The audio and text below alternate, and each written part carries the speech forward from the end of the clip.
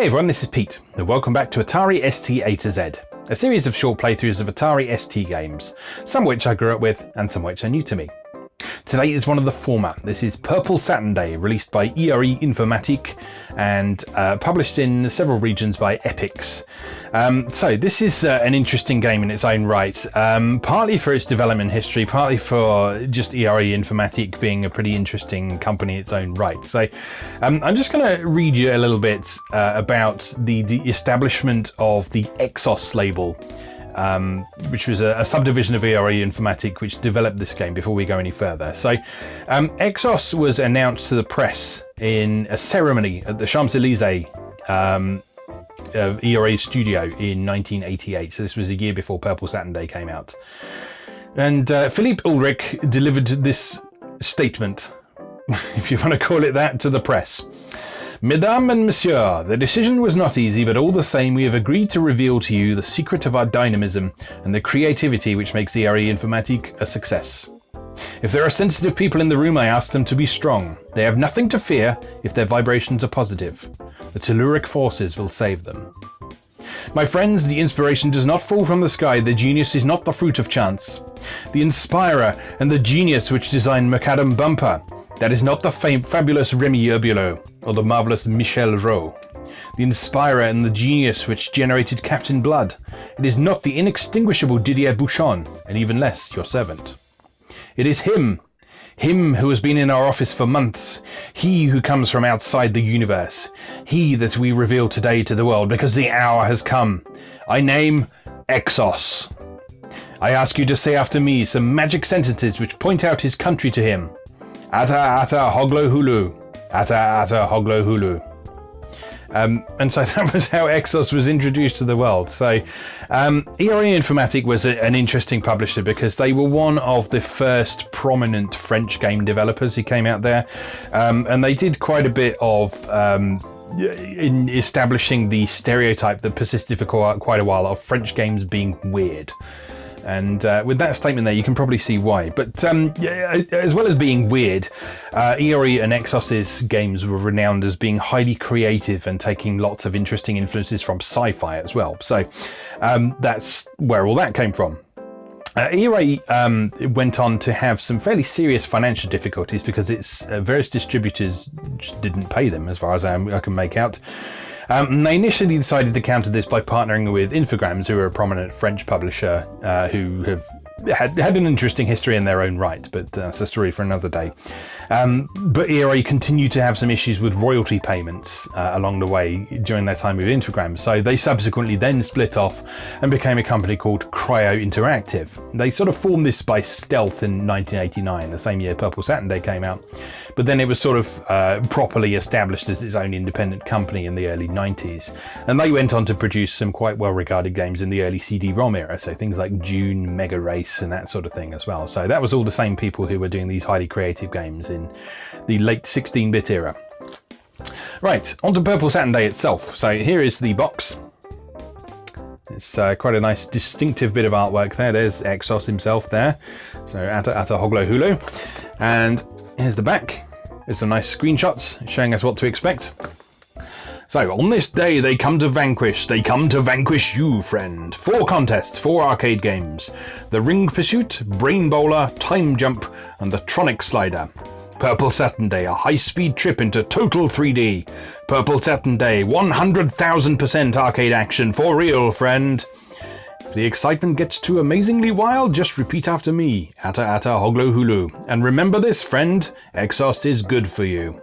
So what this game is, as we'll see when we come to play it, is it's basically a twist on the sort of Olympic Games type format. So you represent humanity in these intergalactic games, and you have 4 games to play through, and there's like a tournament mode and a training mode and so on as well. So inside the box, here we've got the discs and a nice foamy insert. We've got a guarantee card here in French. Oh no, it's got English as well, and German. You have just purchased a program. Thank you. We make the following suggestions to give a long life to our high quality program. Store the program in its original box. Do not expose the program to a source of heat or magnetic fields, loudspeakers and TV sets.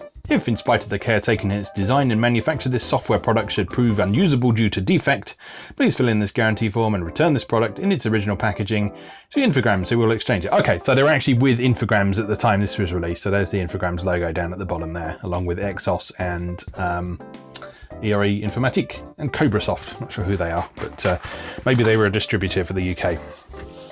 Right, and we've actually got two booklets with this one here. So we've got this first one here. This is the manual.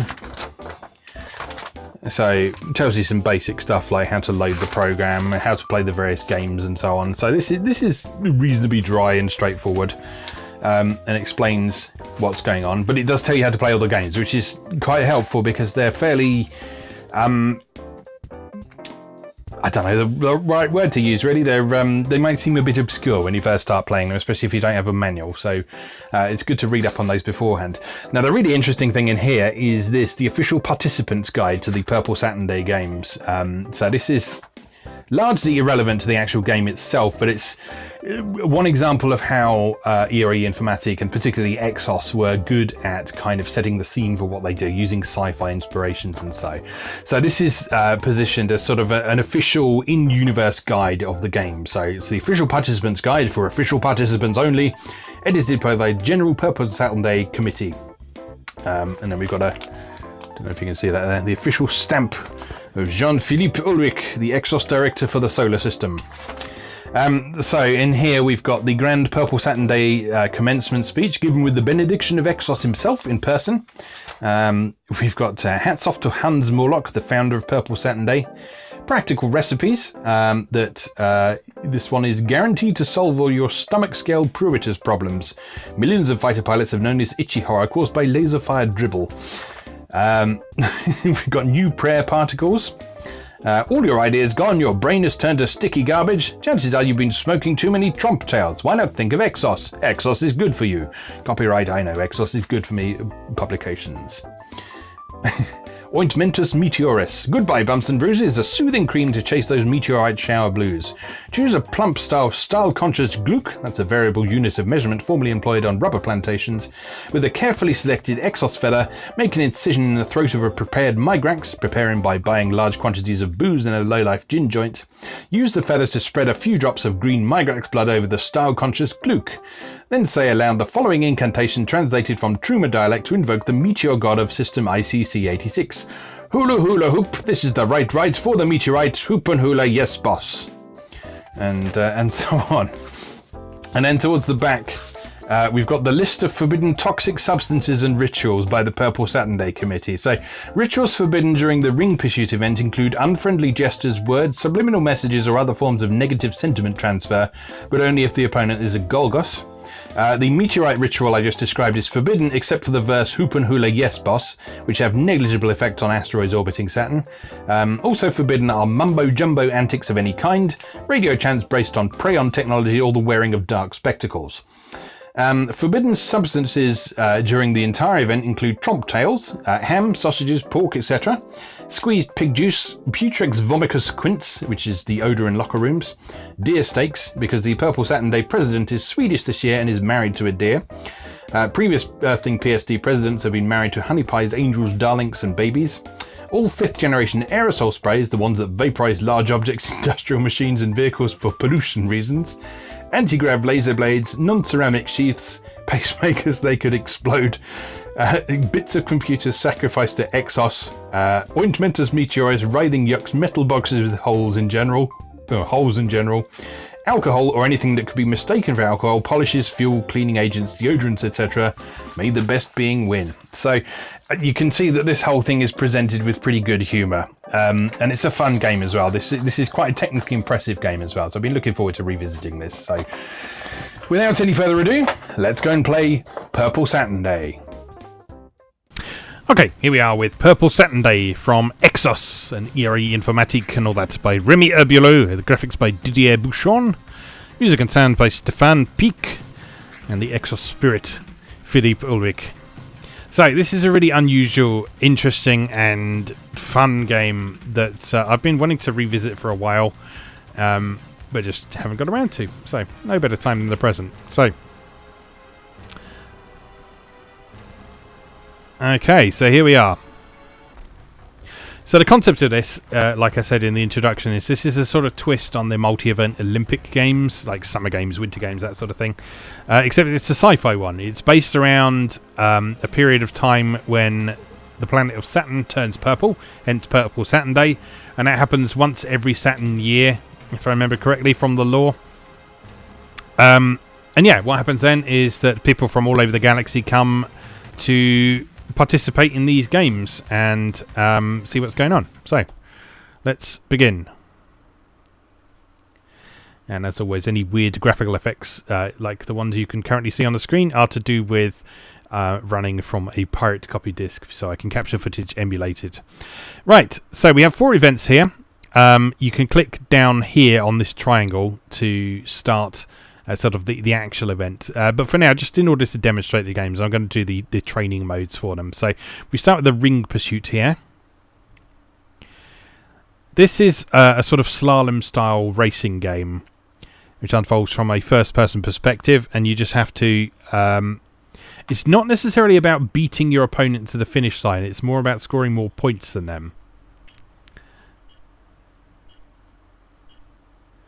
And so, as the thing there indicates, your aim is to, 1, get in front of your opponent, and 2, pass by all the things on the correct side. And you get points for all the time that you're in front. Your opponent gets points if you pass the objects on the wrong side. So you have to pass the red things on the right hand side and the yellow things on the left. But you only have to worry about that when you're in front. And so you need to make use of the radar display on the left hand side to see who's in front and where your opponent is in relation to you. And just try and try not to give your opponent too many points like I'm doing here. So I'm doing terribly right now. So this is all mouse controlled, which was relatively unusual at a time because a lot of games sort of used the kind of arcade mode and had joystick controls instead. But yeah, the sort of precision required for the various games in this collection made mouse control to be eminently sensible. I think you can actually play it with a joystick if you want to, but just the mouse control is just a lot more precise and accurate. I mean, it's very sensitive, is the one thing. As I've said in a number of previous installments in this series, this is probably to at least partially counter the fact that the ST's mouse in general is quite a sluggish, lumpy piece of plastic that's not terribly nice to use at the best of times. So a lot of games tends to kind of overcompensate on the sensitivity front because of that.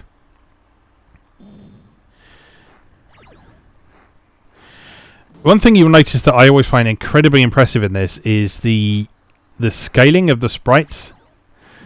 So I'm not sure if it's actually doing full-on software scaling or anything like that, but if you look at how smoothly those things animate as they come towards you,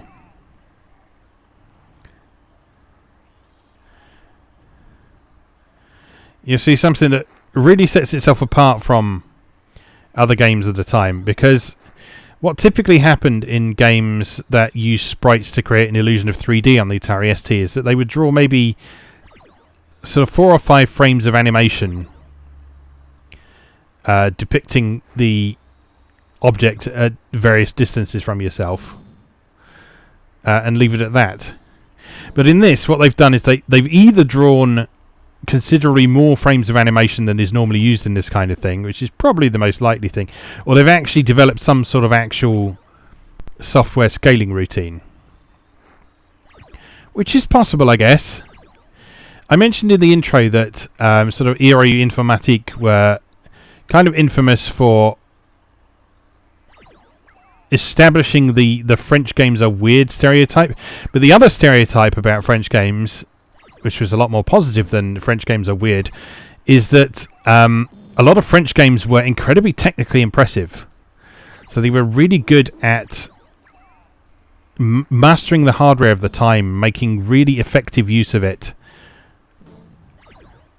to show what they would do. So, I mean, this game is a great example. So it's using fairly minimal use of colour, but it's highly stylised because of its decision to focus on the various shades of purple. And that then means when you have stuff like the yellow and the red bits of space debris that you're supposed to be avoiding, it means they really stand out against the other colours. It's a really effective stylistic trick. So, I mean, that's not so much a sort of technically impressive thing, but it is sort of making effective and good use of the hardware. There are ports of this game for other platforms. Like, I think probably the most well-known one these days is the PC version.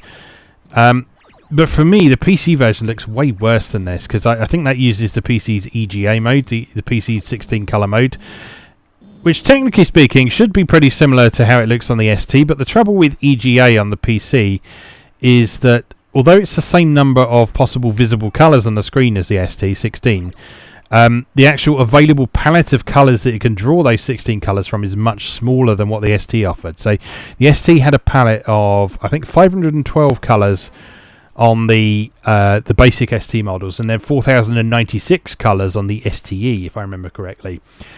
So that meant that there was a much wider range of colours that it was possible to display on the screen, even though only 16 of them could be displayed at once. It just meant that sort of 16-colour ST games tended to look a lot better than 16-colour PC games. And that's particularly apparent when you look at stuff like the Sierra adventure games. If you look at sort of King's Quest IV onwards, that's where you'll start seeing the ST versions look significantly different from the PC versions at the time. Okay, so that's the first game. That's Ring Pursuit. That's pretty straightforward. This next one, what is this one called? I'm going to have to grab the manual and remind myself what all these are called. So this is the Tronic Slider. So in this one, what you're trying to do is you're moving around a sort of big flat area, and there's an energy ball, which you can see in front of us right now. And what you have to do is blast that energy ball into bits, and then collect all the bits it shatters into. And that's it, really. So, getting a bit of glitchy graphics there. It's probably down to emulation. Yeah, so your aim in this again is just to outscore your opponent by the...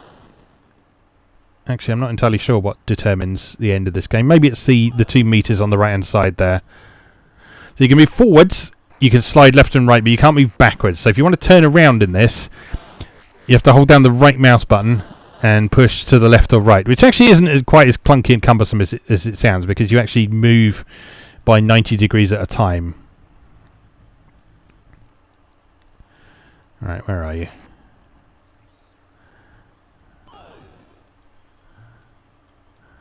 Where have you gone? There you are. Oh, the not being able to move backwards really hurts you. Because it would certainly be a lot easier if you could move backwards.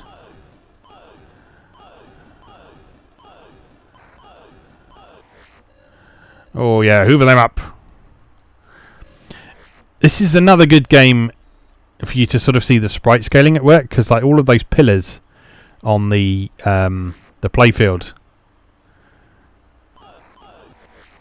yeah, they're moving very, very smoothly indeed. And so again, that's either a case of them drawing that many frames of animation for them. Oh, don't you steal my shit. Okay, yeah, so if you bump into your opponent on this one, they can steal your stuff.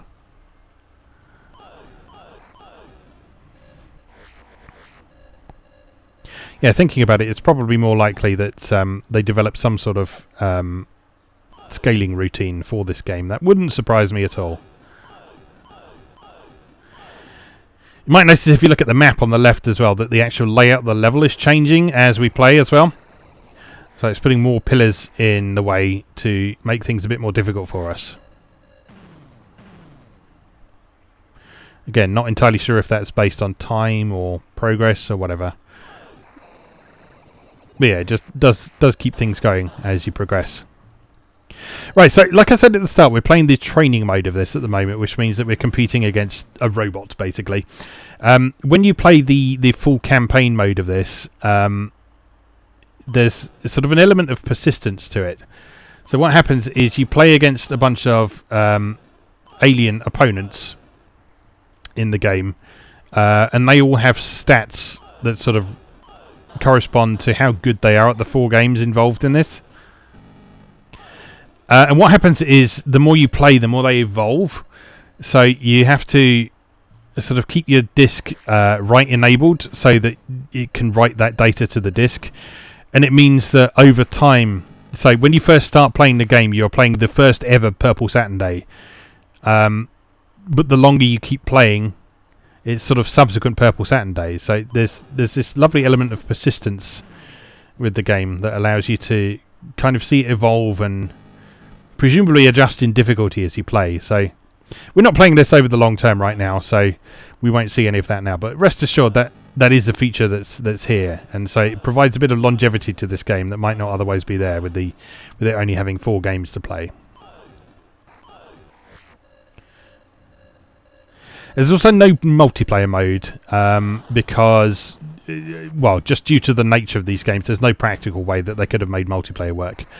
Unless they sort of did, like, take it in turns multiplayer, which kind of would have defeated the object of a lot of these games. A lot of these games are about simultaneous competition against an opponent, so you're competing for score or time or whatever. So, okay, I'm getting pretty close to the top of my meter now. Does that mean I'm going to win? I'm not entirely sure. A few more bits to hoover up. Oh, ow.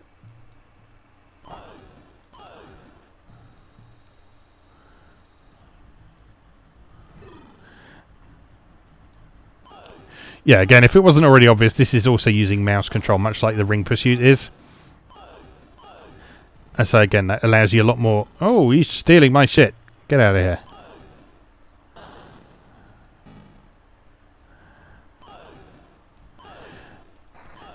Yeah, it allows you a lot more accuracy and precision. Oh, I won.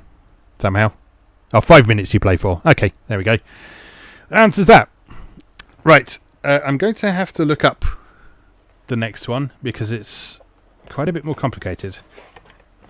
So, let's just see what we have to say here. So the next game is called Brain Bowler.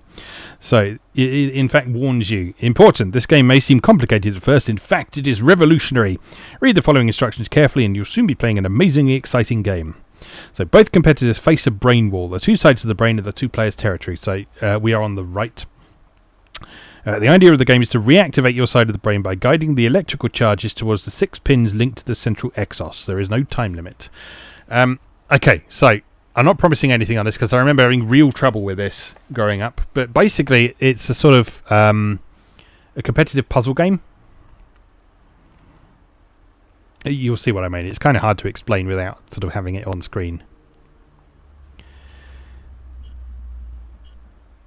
So, like I say, we are on the right. We control the orange blob thing. And what you've got to do is, you see these 6 green pins that are on the side of the Exxos. You need to fill them with an electrical charge.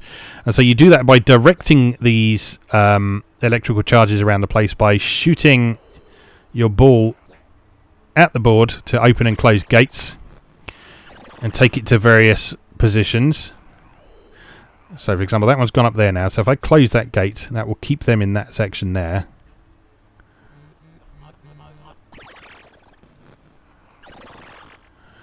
What about if we go up there?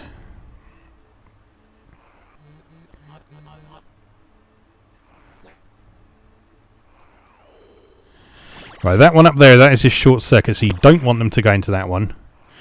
Now, to get through some of these, you need to actually charge the electrical bits with energy, which you do with these C-shaped circular things.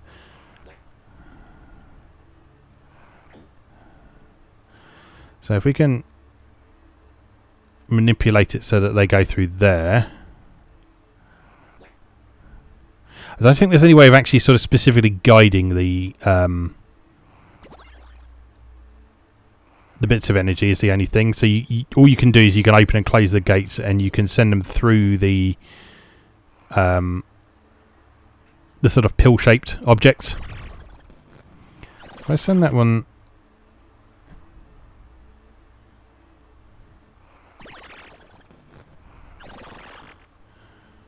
Oh, yeah, this one makes my brain hurt. Just because there's so much to concentrate on at the same time. You really need to keep an eye on everything.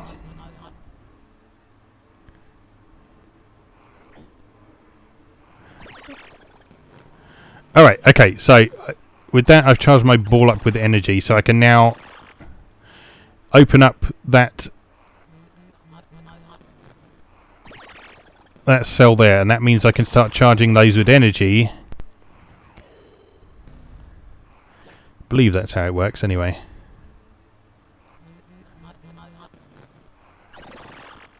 So if you fill all those with the red sparks,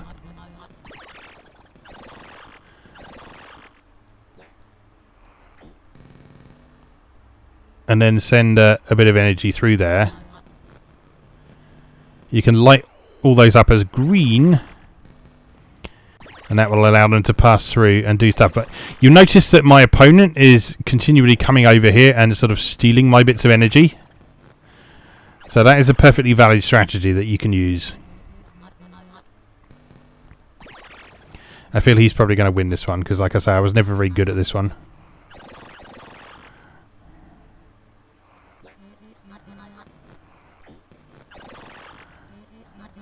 It's also quite difficult to aim this one, because the energy balls don't necessarily go exactly where you expect them to.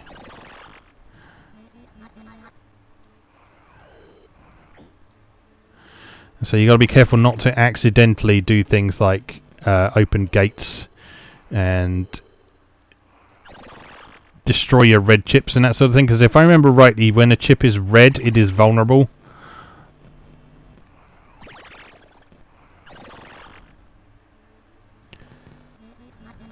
Stop trying to steal my shit. Get your own.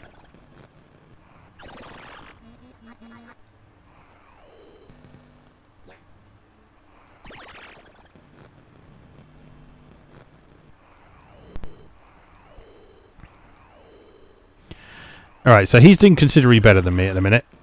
And I'm slowly getting there. Very slowly. Very, very slowly.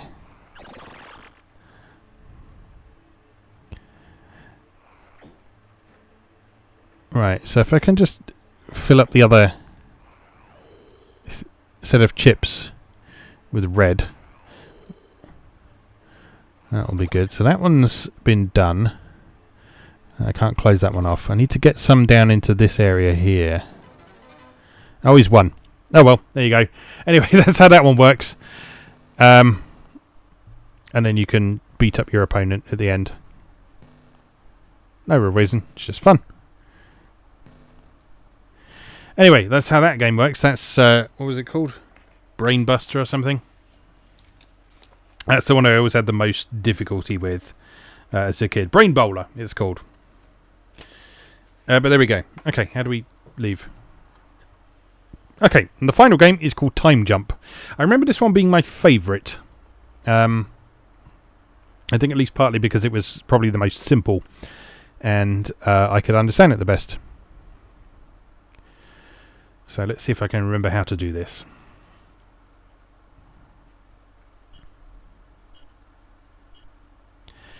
Okay, so your aim in this one is you are aiming to collect a bunch of energy by blasting these sparks here, which is apparently easier said than done.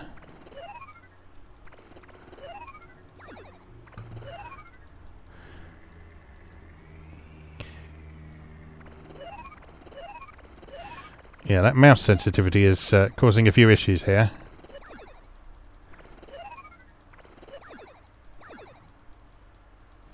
So just again, a gentle touch required. So what you do is you pull back that catapult several times, and each time you pull back the catapult, it releases a bunch of sparks. So you have to shoot down a bunch of sparks, which will then charge the catapult with additional energy. And the more energy you've charged with, by the time you get to the final one here, you then hold and release, and hopefully fire yourself through time. I did not collect enough energy to fire myself through time, because you have to pass through that portal there in order to successfully do that. So I failed. There goes my opponent, scoring lots more points than me. Let's have another go at that, because I'm sure I can do better than that.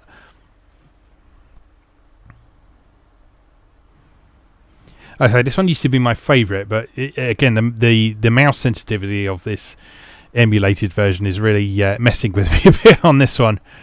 So maybe this is one situation where the crappy old ST mouse would help. Excuse me. Space dust.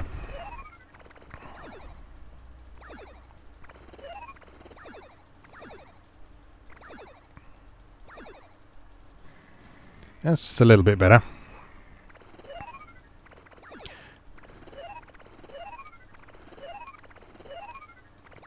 This is not better. I think I've scored more points in this first phase though, which suggests I might be able to do a little bit better than last time.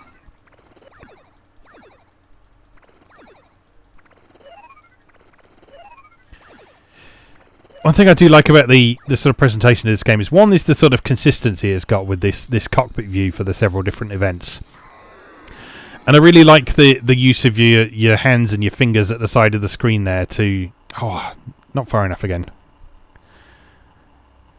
Go on. Past you go.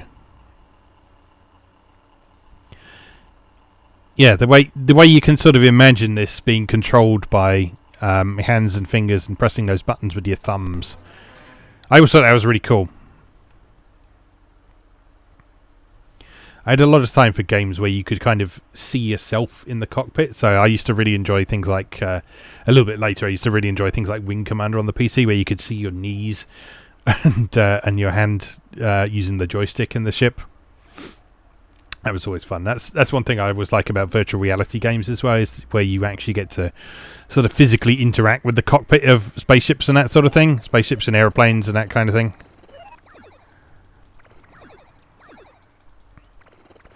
It's just really immersive. It just helps to put you in the world and to appreciate what the game is doing.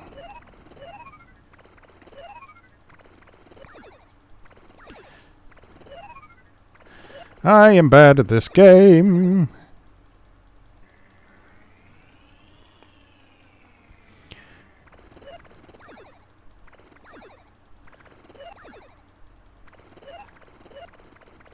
Hit the things. God damn it. Oh, 13,000. 11,000 last time. Still probably not enough. Nope. Rubbish. Absolute crap.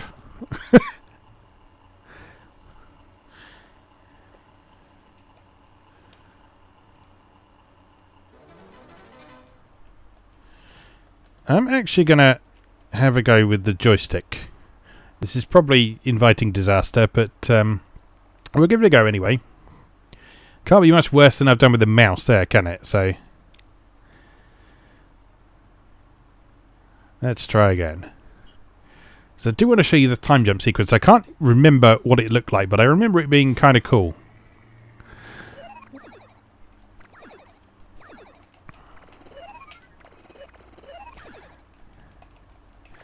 Yeah, that's not really much easier. I think I scored slightly more in that first segment now.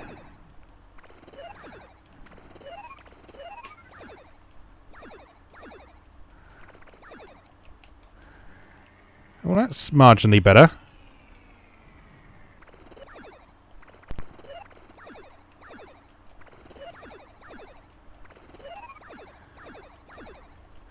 Oh yeah, that's much better.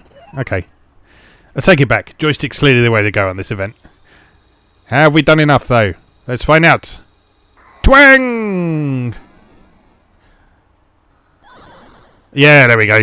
We're travelling through time.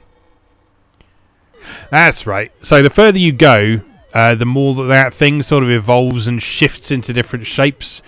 And it's sort of really weird and trippy kind of thing going on. But anyway, I won't bore you with further attempts at that because clearly I need to practice that event. But yeah, anyway, that is Purple Saturn Day by ERE Informatique and the mighty Exxos. So, as always, thank you very much for watching, and I'll see you again next time.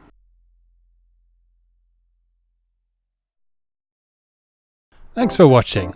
If you enjoyed this video, please help out the channel by leaving a like or a comment and subscribing.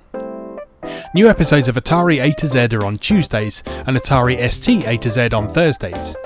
Check out atariatoz.wordpress.com for a full archive. Do please also check out my other projects moegamer.net, where I explore Japanese and Japanese-inspired games from yesterday and today, and videopackgames.wordpress.com, which aims to catalogue a small but well-formed library of the Philips G7000 Videopack computer, also known as the Magnavox Odyssey 2. You can also support my work on Patreon or buy me a coffee. You can find links to do both down in the video description. Thanks again, and I'll see you next time.